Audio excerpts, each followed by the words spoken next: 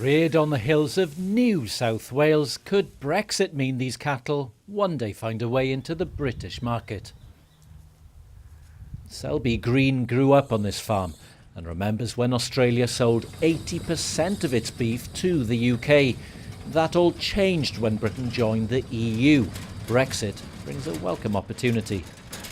It's going to be a great boon for Australia because it brings up a lot more competition, and we know that here in Australia that our quality is very good, very high, and we have a lot of things in our favour. So, will British farmers want your competition, want your meat being sold?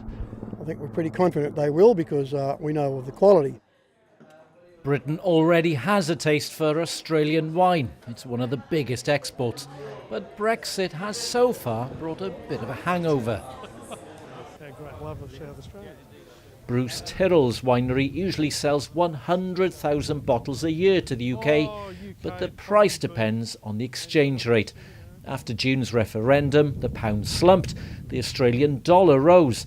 Now trade is much harder. I suppose the biggest question in what it'll do for us is what happens with the currency.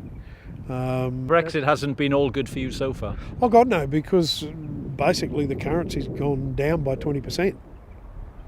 So our wines are going to get more expensive now as they start having to pay for them at the new rate. For the last decade, Australia's concentrated on connecting with its Asian customers, signing huge new trade deals with its biggest partners, China, Japan and South Korea. But Brexit still brings an important opportunity. Australia wants to carry on tying up its own deals, while there's little prospect of a new world trade agreement on the horizon. Well, that stalling has been going on for decades now and doesn't look like it's going to proceed. It's at glacial pace, and I think most have literally given up on the World Trade Organisation processes, and that's why Australia has opted for these bilateral agreements. As Britain chews over exactly what the terms of Brexit will be, there are plenty of Australians hoping it's a path that brings new business their way. Hywel Griffith, BBC News in New South Wales.